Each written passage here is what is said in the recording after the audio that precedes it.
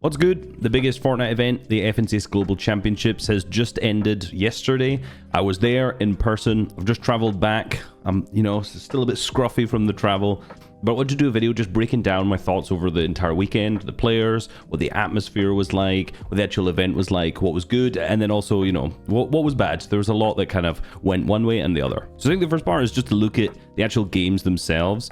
So it was broken down into 3 different days: the upper bracket, the lower bracket, and then the finals. So basically 2 days of qualifiers, and then just a finals after that. Looking through the first day, the biggest thing that stood out immediately after game number 1 was just like the insane server performance that there was. I don't really want to start off with a bad, but unfortunately this was extremely noticeable on the stream, and the player said it was unplayable in some certain circumstances. Saw a tweet from Assyrian saying they had 25 observers in. I think there were some settings changed after that first day because it seemed a bit better, but throughout the entire weekend I think there was definitely a lot of frustrations from players who had either just died because of lag or just basically just couldn't do anything. Players were running through the walls, they were fully boxed up and just ended up dying. So there was a little bit of a negative on that side to start with, in particular in day number 1. And I think overall the energy on day number 1 was not that great. The format basically meant that the top 25 players qualified, and you had the top 25 teams qualified, and you have 50 teams playing. So with 50 teams playing, you basically just need to get into the top half. And it was like teams needed one good game and a little bit of maybe one other end game on top of that in order to qualify, which made it incredibly difficult to follow.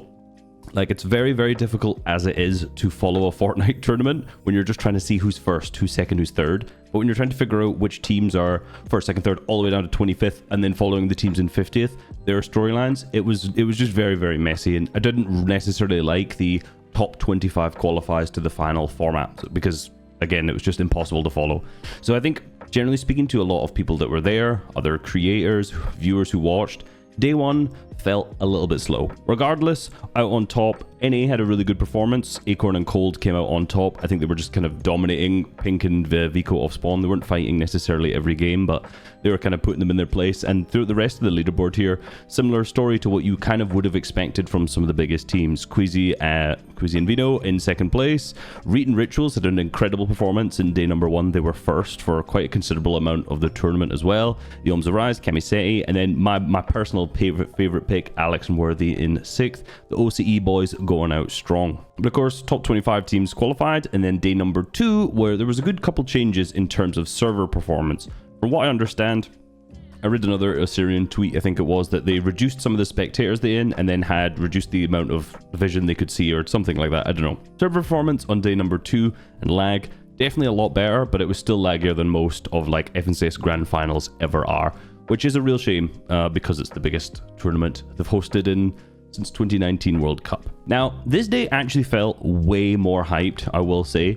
I'm not entirely sure. It's the same format where teams needed to just get into the top 25, but I think most of the reason was a lot of the teams were kind of just all doing bad, and then some teams were just kind of pulling ahead, right? There was no clear leaders, so almost every storyline felt a little bit more relevant. On that first day, when you had a lot of the bigger names kind of already qualifying within the first 2 games, you knew that for game 3, 4, and 5, they were just trolling. Whereas in the second day, a lot of the other teams were much closer on the leaderboard, so every game felt much more impactful. Of course, there were some really big names not to qualify to make it through to the finals.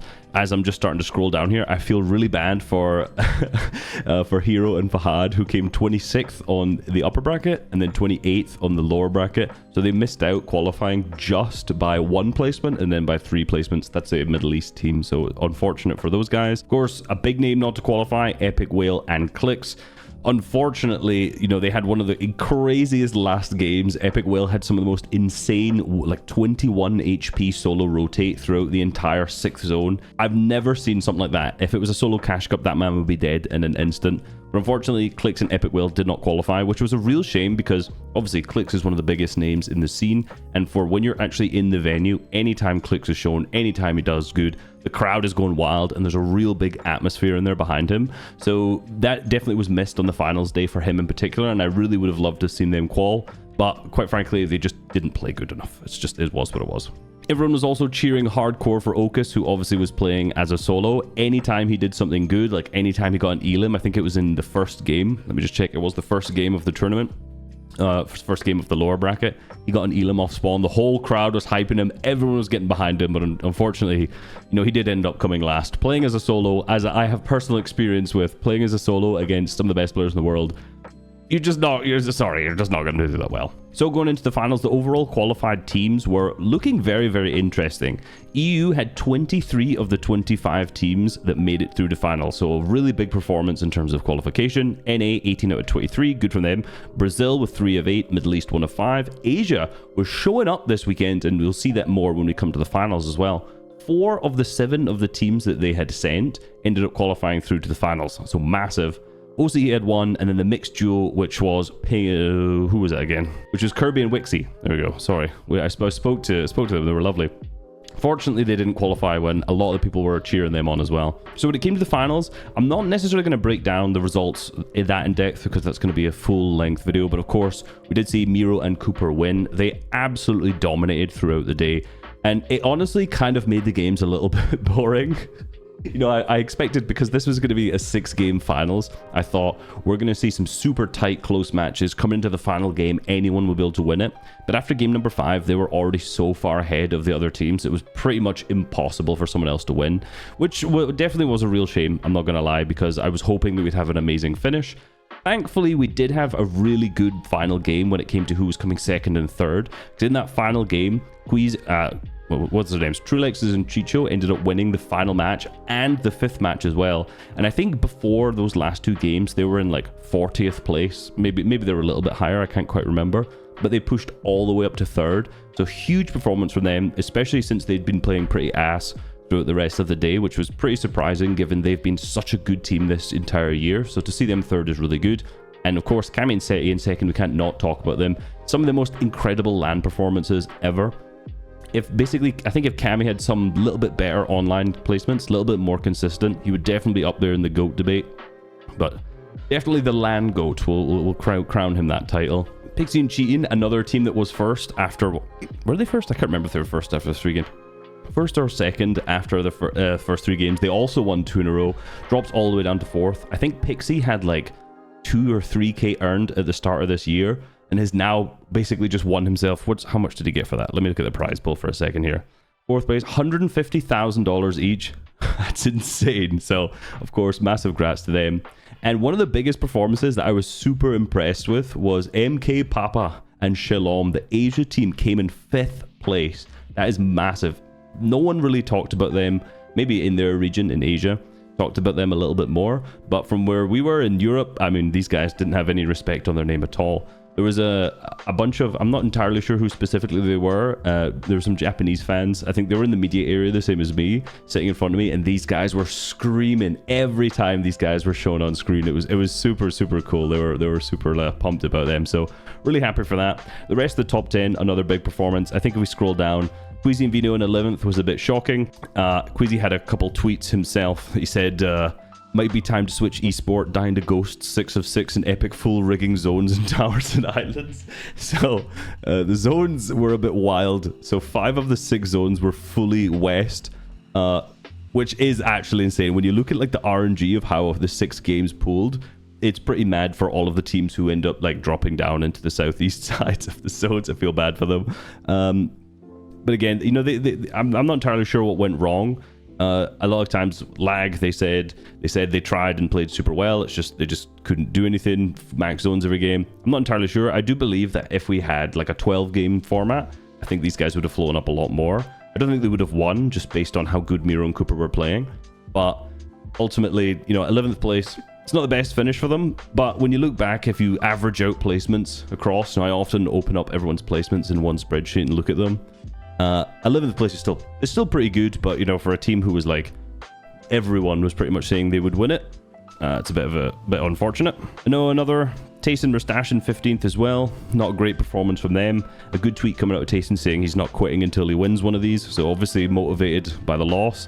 23rd, Booga and Threats, they had an absolutely stinker of a day. After the first 3 games, they were dead last, 50th place.